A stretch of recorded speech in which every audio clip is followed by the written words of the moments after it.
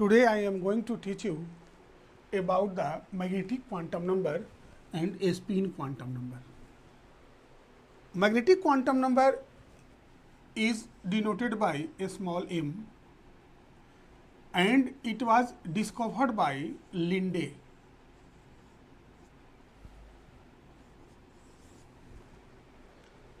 Its value depends on the value of L. मतलब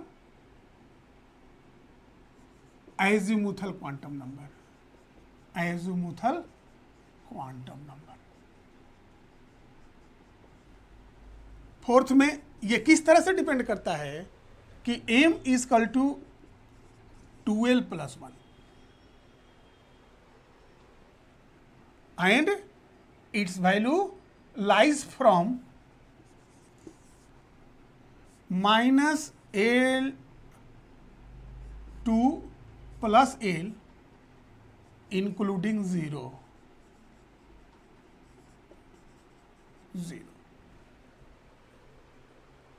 अब हम लोग देख लें कि अगर L बराबर अगर 0 हो तो m इजकल टू हो जाएगा 2 इंटू 0 प्लस 1 बराबर 1 होगा.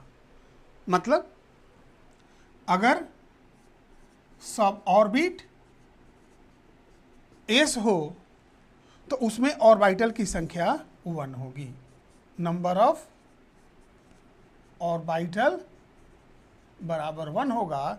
इसको हम लोग एक बॉक्स के द्वारा दर्शाते हैं और जो बॉक्स में इलेक्ट्रॉन्स रहता है तो इसमें एक बॉक्स बनेगा और इसका वैल्यू हम लोग m बराबर 0 लिखेंगे. अब एक चीज और बीच में क्वेश्चन आ गया कि ऑर्बिटल कहते किसको हैं, तो इसको हम लोग डेफिनेशन में देते हैं कि in the 3 dimensional space of the nucleus where there is probability of the finding electrons, उसी को हम लोग कहते हैं ऑर्बिटल. मतलब न्यूक्लियस के चारों तरफ 3 डायमेंशनल स्पेस में जहां इलेक्ट्रॉन की पाए जाने की संभावना होती है उसी को हम लोग कहते हैं ऑर्बिटल्स. मतलब ऑर्बिटल ही रियल में इलेक्ट्रॉन्स का घर होता है. एक चीज़ और हम लोग समझ लें कि एक ऑर्बिटल में 2 से ज़्यादा इलेक्ट्रॉन्स नहीं रह सकते हैं.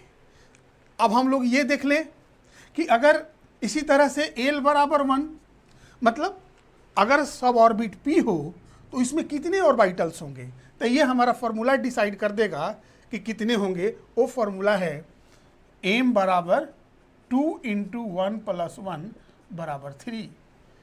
इसमें ऑर्बिटल की संख्या कितनी होगी, 3 होगी, जिसको 3 बॉक्स के द्वारा हम लोग दर्शा सकते हैं. इसका वैल्यू होगा -1 0 प्लस 1. इसी तरह से अगर हम लोग देखें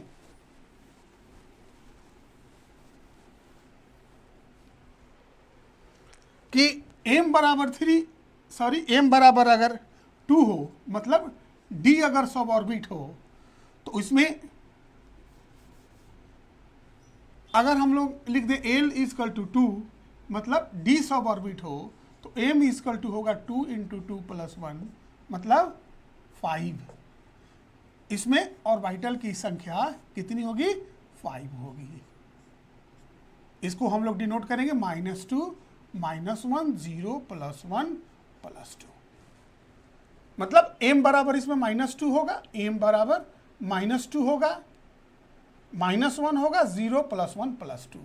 इसी तरह से अगर हम लोग देख लें कि L बराबर 3 होगा, मतलब f सब ऑर्बिट होगा, तो m बराबर होगा 2 इंटू 3 प्लस 1 मतलब 7 होगा. इसमें ऑर्बिटल की संख्या 7 होगी. 1 2 3 4 5 7. हम लोग स्टार्ट कहाँ से करेंगे, -3 -2 -1 0 प्लस 1 प्लस 2 प्लस 3. इसी का मतलब होता है -L to प्लस L. मतलब L बराबर 3 तो -3 से +3 तक और बीच में ये 0 है. तो हम अगर कहेंगे कि इस बॉक्स के लिए m का वैल्यू कितना होगा, -3 होगा, इसके लिए -2 होगा, इसके लिए -1 होगा, इसके लिए 0 होगा, इसके लिए +1 +2 एंड +3। इस तरह से हम लोग इंडिकेट करेंगे एम का वैल्यू। एक चीज़ और हम लोग देख लें कि एम बताता है क्या। हम लोग क्यों पढ़ते हैं एम? एम डिस्क्राइब करता है shape of the orbitals and their orientation. अब हम लोग देख लें ऑर्बिटल का शेप।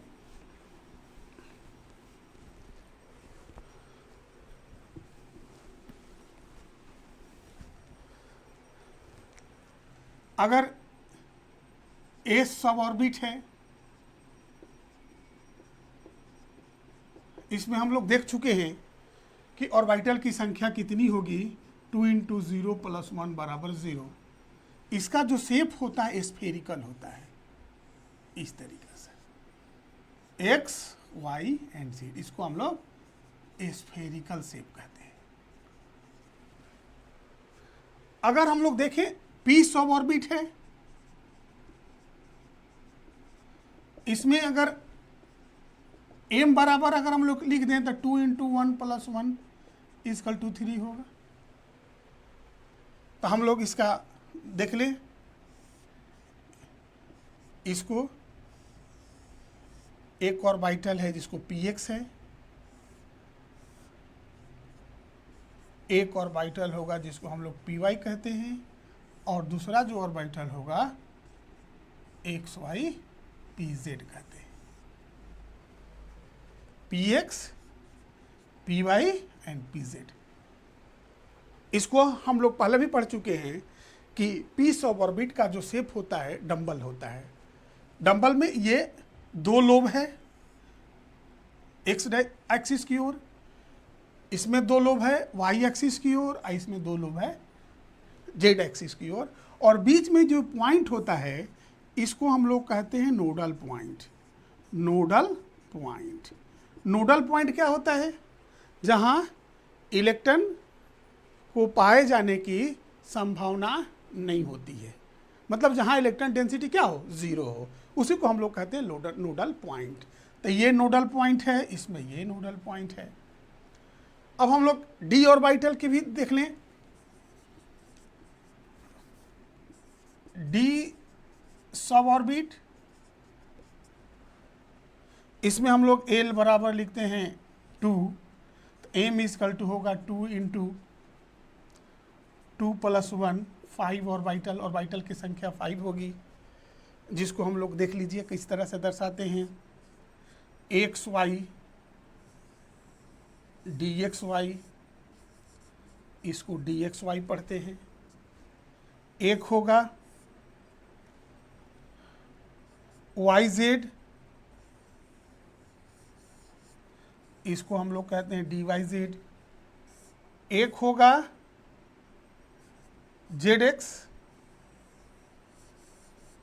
dzx, एक होगा dx2y2, इधर x इधर y, इस तरीका से along x and y axis. और एक होता है dz2, एक छोटा सा सेंटर में एक रिंग होता है चारों तरफ एक्स वाई प्लेन में, एक्स जेड। अब हम लोग क्या देखें, एस सब ऑर्बिट में ऑर्बिटल की संख्या 1 होती है, जिसका शेप स्फेरिकल होता है। सब ऑर्बिट पी में 3 ऑर्बिटल होता है, और इसमें एक होता है px py and pz। Third में डी सब ऑर्बिट में ऑर्बिटल की संख्या 5 होती है, जिसका शेप डबल डम्बेल होता है। इसमें dxy होता है xy के बीच में, इसी तरह से yz के बीच में। इसमें होगा dx2y2 along x axis and y axis, and dz2 होता है, इसमें 2 लोब होता है, बीच में एक इलेक्ट्रिकली निगेटिवली चार्ज क्या होता है, एक रिंग होता है, जो कि एक्स वाई प्लेन में होता है। ये हम लोग पढ़ लिए शेप ऑफ द ऑर्बिटल्स की सब ऑर्बिट। हम लोग अब ये देखें कि शेप ऑफ द ऑर्बिटल्स में नोडल सरफेस या नोडल स्फेरिकल सरफेस या रेडियल नोड्स क्या होता है, या एंगुलर नोड्स क्या है, या नंबर ऑफ नोडल प्लेन्स क्या होता है। सबसे पहले नोडल की जहाँ हम लोग बात करते हैं, चाहे नोडल पॉइंट की बात करते हैं या नोडल सरफेस की बात करते हैं, वहाँ इलेक्ट्रॉन की पाए जाने की जो प्रोबेबिलिटी होती है ज़ीरो होती है। मतलब स्पेस और सरफेस और point where there is minimum probability of finding the electrons in the atom, उसी को हम लोग का टर्म्स देते हैं नोड। अब हम लोग सबसे पहले ये देख लें कि अगर ए सब ऑर्बिट है तो इसमें कितने नंबर ऑफ स्फेरिकल नोड्स हो सकते हैं।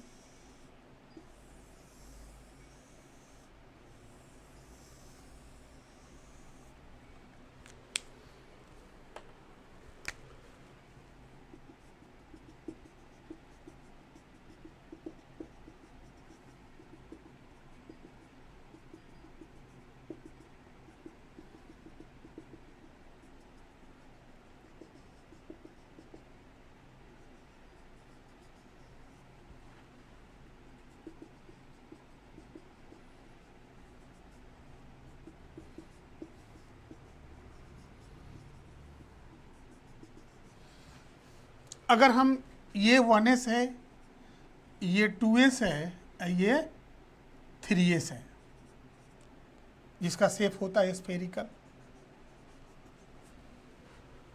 1s में नंबर ऑफ स्फेरिकल नोड्स होगा, ज़ीरो होगा, क्योंकि इसके पहले कोई वैसा जगह नहीं जहाँ की इलेक्ट्रॉन की पाए जाने की संभावना ज़ीरो है। अगर हम लोग 2s की ओर बढ़ते हैं तो 2s और 1s के बीच में ये नोड है, स्फेरिकल नोड है। मतलब 2s और 1s के बीच में कितना, एक स्फेरिकल नोड्स है। इसी प्रकार से अगर हम लोग 3s देखें तो 3s के पहले एक और एक दो स्फेरिकल नोड्स है।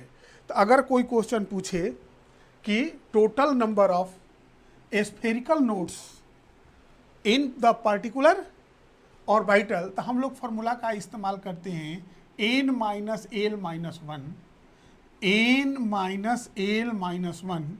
n क्या है, n बराबर है प्रिंसिपल क्वांटम नंबर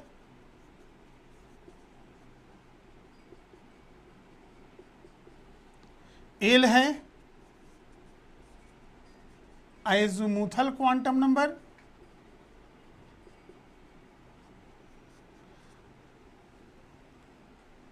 टोटल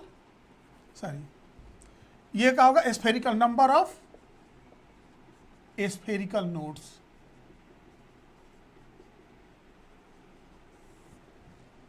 तो अगर हम लोग देखते हैं 3s में, तो 3s में अगर नंबर ऑफ स्फेरिकल नोड्स कितना हो जाएगा, फार्मूला में रख देते n equal to 3 minus 0 minus 1 equal to 2 होगा।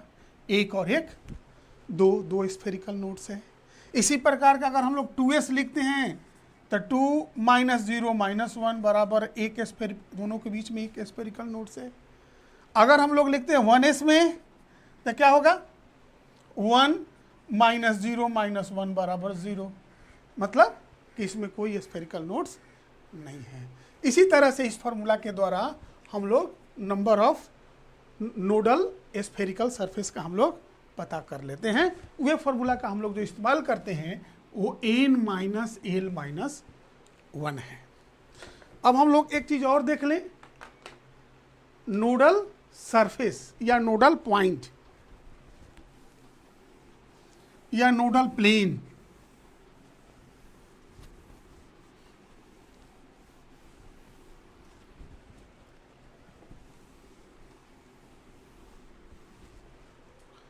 अब हम लोग एक एग्जाम्पल लेते हैं px का। ये px है, x है और y है। तो जो नोडल प्लेन होगा वो यही बीच में होगा। ये क्या है? Nodal plane. और ये क्या है? इसको हम लोग नोडल पॉइंट कहते हैं, नोडल पॉइंट। अगर कोई पूछे कि अगर मान लीजिए 2px ऑर्बिटल है, इसमें कितने नोडल प्लेन होंगे, तो नोडल प्लेन होगा वो 1 होगा, और नोडल पॉइंट जो होगा बराबर भी 1 होगा, यहां है। और अगर हम लोग देखें कि कितना नोडल सरफेस होगा, तो नोडल सरफेस अगर हम लोग को निकालना होगा, सरफेस बराबर हम लोग फार्मूला को यूज कर देंगे, n minus L minus 1, n equal to 2 है, l इजकल टू 1 माइनस 1 बराबर 0। मतलब नोडल सरफेस इसमें कितना होगा? 0 होगा, क्योंकि इसी फार्मूला में हम लोग रख लिए कि n equal to 2, l equal to 1, 1 बराबर 2 माइनस 1 बराबर 0। अब ये समझ गए नोडल प्लेन किस तरह से निकालेंगे, नोडल पॉइंट क्या होता है, नोडल सरफेस क्या होता है। एक चीज डी ऑर्बिटल में भी हम लोग देख लें किस तरह से हम लोग निकालते हैं।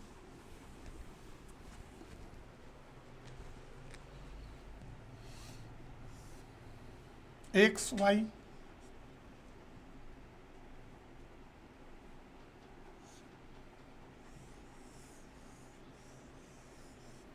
इसको हम लोग 3dxy को में देखें,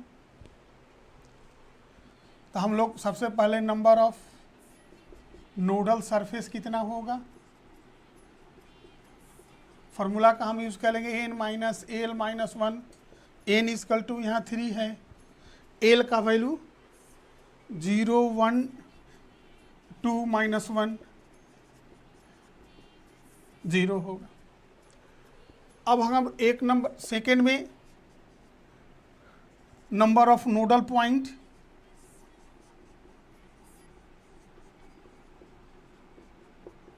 बराबर 1 होगा, इसी को नोडल पॉइंट कहेंगे।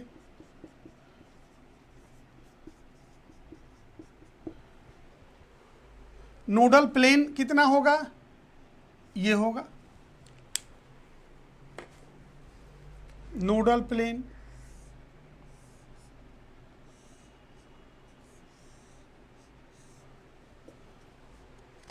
कहने का मतलब इसमें नंबर ऑफ, इसको इस तरह से भी अरेंज कर सकते हैं, number of nodal planes equal to 2, L equal to 2 होता है, इसी के अनुसार डी के लिए एल इजकल टू 2 होता है, तो इसलिए नंबर ऑफ नोडल प्लेन्स 2 हो गया।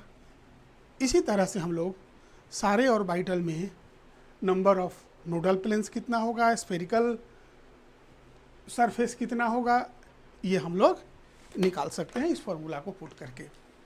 अब एक चीज़ और हम लोग देख लें कि एक टर्म आता है डिजेनरेट ऑर्बिटल्स, क्या होता है।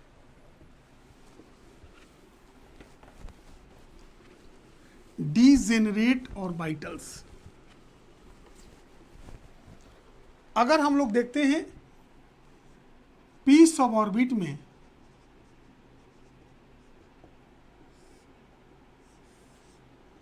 ये हम लोग -1 0 +1 करते हैं, px py pz, ये जो तीनों ऑर्बिटल है इसको हम लोग डिजेनरेट ऑर्बिटल कहते हैं, ऑर्बिटल कहते हैं। सबका एनर्जी क्या होता है? एक समान होता है, इसीलिए हम लोग इसको डिजेनरेट ऑर्बिटल्स कहते हैं। अगर पूछा जाए कि ए सब ऑर्बिट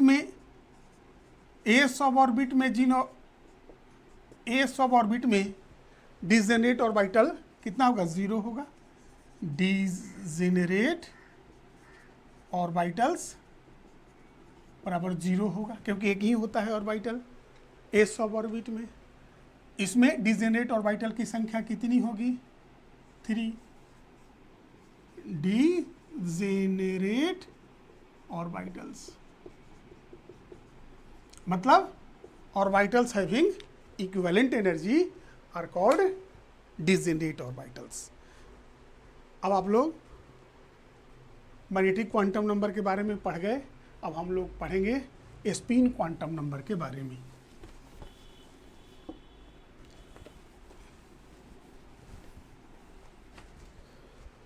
सेकेंड, ये चौथा जो है स्पिन क्वांटम नंबर को हम लोग एस द्वारा डिनोट करते हैं।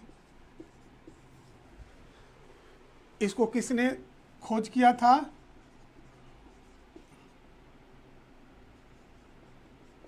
Meet and Uhlenbeck, Goudsmit and Uhlenbeck ने इसका खोज किया था। किसका? स्पिन क्वांटम नंबर का। ये एस द्वारा डिनोट होता है, इसको एस द्वारा डिनोट करते हैं। इसका 2 वैल्यू होता है प्लस माइनस हाफ, मतलब S equal to plus half and S equal to minus half. ये बताता है कि किस तरह से रोटेशन होता है किसी भी इलेक्ट्रॉन का अपने एक्सिस पर। मतलब एक होता है क्लॉकवाइज, दूसरा होता है एंटी क्लॉकवाइज, तो उसी को हम लोग प्लस हाफ और माइनस हाफ के द्वारा दर्शाते हैं। फोर्थ में एक चीज हम लोग देखते हैं कि किसी भी ऑर्बिटल में 2 इलेक्ट्रॉन से ज़्यादा नहीं रह सकता है। तो एक का स्पिन इस तरह से, दूसरे का स्पिन इस तरह से, तो इसको हम लोग कहेंगे प्लस हाफ और इसको हम लोग कहेंगे माइनस हाफ। एक और फिर से बता देते हैं कि एक ऑर्बिटल में 2 से इलेक्ट्रॉन ज़्यादा नहीं रख सकता है। एक चीज़ और हम लोग समझ लें कि अगर एक ऑर्बिटल में दोनों इलेक्ट्रॉन्स का रोटेशन अगर अपने एक्सिस की तरफ एक ही डायरेक्शन में है तो इसको हम लोग कहते हैं पैरेलल स्पिन। Parallel spin. अगर अपोजिट डायरेक्शन में है तो इसको हम लोग कहेंगे कि पैरेलल स्पिन नहीं है, नॉट इन पैरेलल स्पिन। यही हम लोग को स्पिन क्वांटम नंबर के बारे में पढ़ना था। अब हम लोग एक चीज और देख लें कि एंगुलर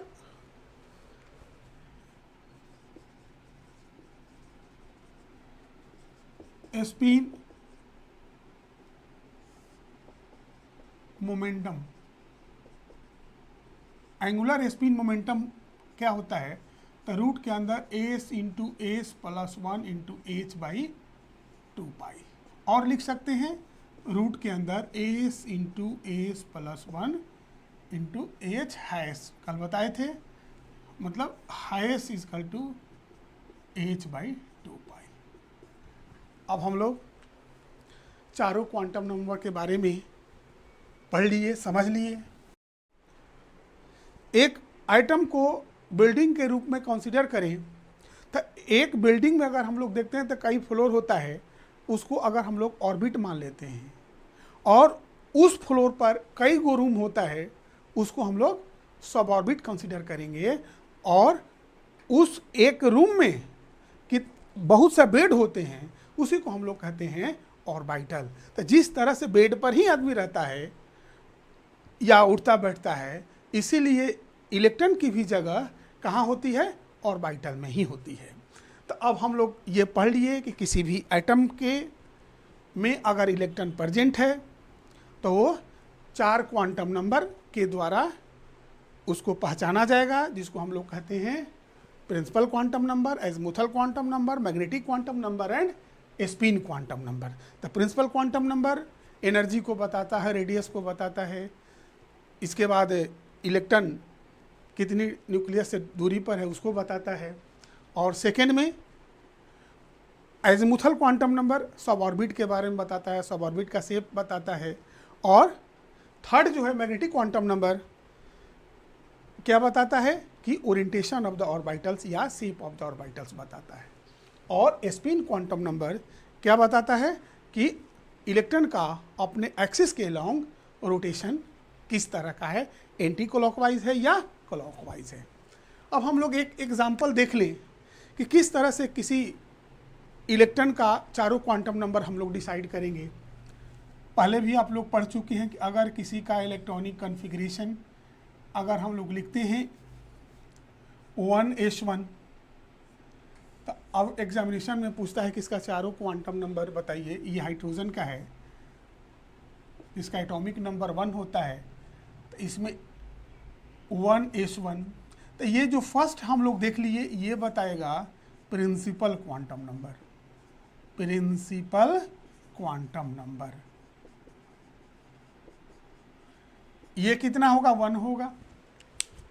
इसी तरह से अगर हम लोग देख ले ये एस क्या बताएगा, azimuthal quantum number, azimuthal quantum number.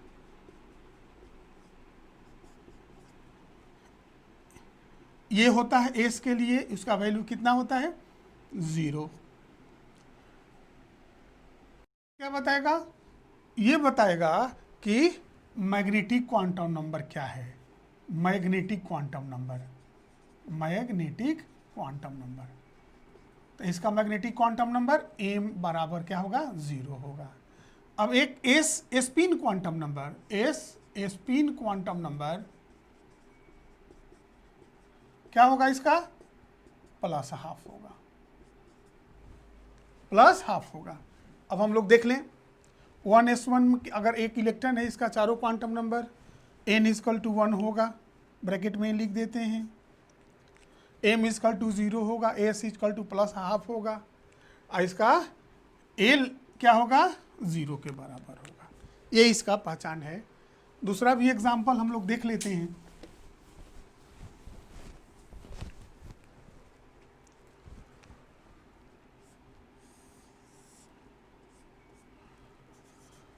अगर हम लोग लिखते हैं इसी में 2p1,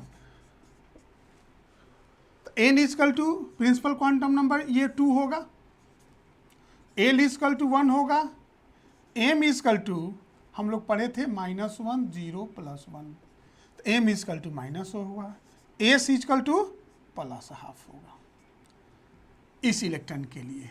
अगर हम लोग इसमें एक और इलेक्ट्रॉन दे देते हैं, अगर इस इलेक्ट्रॉन के लिए पूछा जाए कि चारों क्वांटम नंबर क्या होगा, तो n = इसके लिए भी 2 होगा, l = 1 होगा, m डिफरेंस हो जाएगा +1 होगा, और s सेम ही रहेगा, वो क्या होगा, +½ होगा। इस तरह से हम लोग किसी भी इलेक्ट्रॉन का आइडेंटिफिकेशन उसके चारों क्वांटम नंबर के द्वारा आराम से कर सकते हैं। एक और एग्जांपल ले लेते हैं।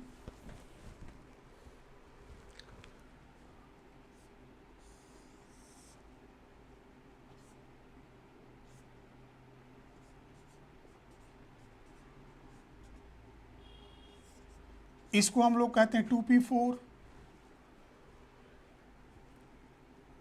अभी इस इलेक्ट्रॉन का हम लोग करेंगे तो n = 2 होगा, l = 1 होगा, -1 0 +1, m बराबर कितना होगा, -1 होगा, s बराबर इसका स्पिन एंटी क्लॉकवाइज है तो -½ हो जाएगा।